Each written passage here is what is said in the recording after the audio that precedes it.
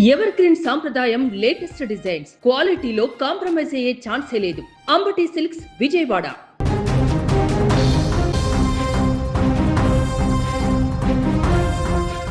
ప్రముఖ dancer, reality show Dhee fame dance master Pandu road ప్రమాదంలో తీవ్రంగా గాయపడ్డ సంగతి మనందరికీ తెలిసిందే. ఈరోజు ఉదయం తెల్లవారుజామున విశాఖపట్నం నుంచి ఆనందపురం సమీపంలోని జాతీయ రహదారిపై జరిగిన ఘోర రోడ్డు ప్రమాదం జరిగింది. ఈ యొక్క ప్రమాదంలో ముఖ్యంగా ఆయన 2 కాళ్లకు తీవ్ర గాయాలు కావడంతో వెంటనే ఆసుపత్రికి తరలించి చికిత్స అందిస్తున్నారు. ఈ ఘటన స్థానికంగా తీవ్ర కలకలం రేపింది. పండు మాస్టర్ నిన్న తగరపు వలస సమీపంలో జరిగిన ఒక జాతర కార్యక్రమంలో ప్రత్యేక డ్యాన్స్ ఈవెంట్కు హాజరయ్యారు. అక్కడ కార్యక్రమం విజయవంతంగా ముగిసిన అనంతరం తన డ్యాన్స్ బృందంతో కలిసి కారులో హైదరాబాద్కు బయలుదేరారు. అర్ధరాత్రి 1 గంట దాటిన తర్వాత ఆనందపురం సమీపంలోకి రాగానే కారులో ఉన్న ఓ డాన్సర్కు అకస్మాత్తుగా అస్వస్థత ఏర్పడి వాంతులు కావడంతో వాహనాన్ని రోడ్డు పక్కన నిలిపివేశారు. పరిస్థితిని పరిశీలించేందుకు పండు మాస్టర్తో పాటు మరికొందరు బృంద సభ్యులు కారు దిగినట్టుగా తెలుస్తోంది. అయితే అదే సమయంలో వెనక నుంచి అత్యంత వేగంగా వస్తున్న కోళ్ల లోడ్తో ఉన్న బొలెరో వాహనం అదుపు తప్పి రోడ్డు పక్కన ఆగి ఉన్న కారును బలంగా ఢీకొట్టింది. ఢీకొన్న వేగానికి పండు మాస్టర్ కింద పడిపోయి తీవ్రంగా గాయపడ్డాడు.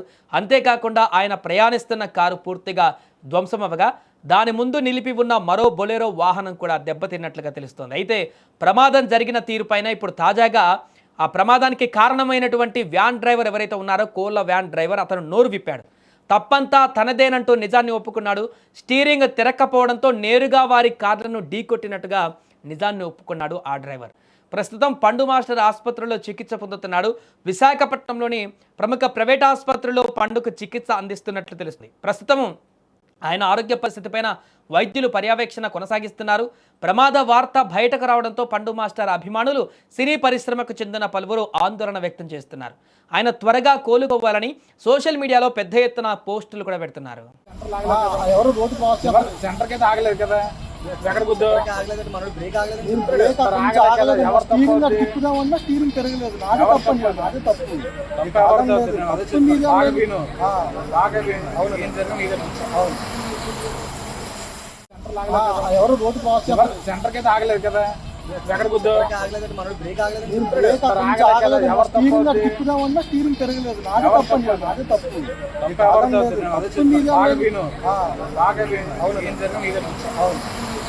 సో అది అక్కడ చాలా క్లియర్గా చెప్తున్నాడు. అక్కడ వ్యాన్ డ్రైవర్ తను ఆ వెహికల్ ముందు ఆగి ఉన్నటువంటి వెహికల్ని గమనించాను, కానీ అక్కడ స్ట్రేట్గా వెహికల్ వైపు వెళ్తున్నటువంటి నా వాహనాన్ని స్టీరింగ్తో రైట్ వైపు తిప్పడానికి ప్రయత్నించాను, కానీ స్టీరింగ్ తిరగలేదు.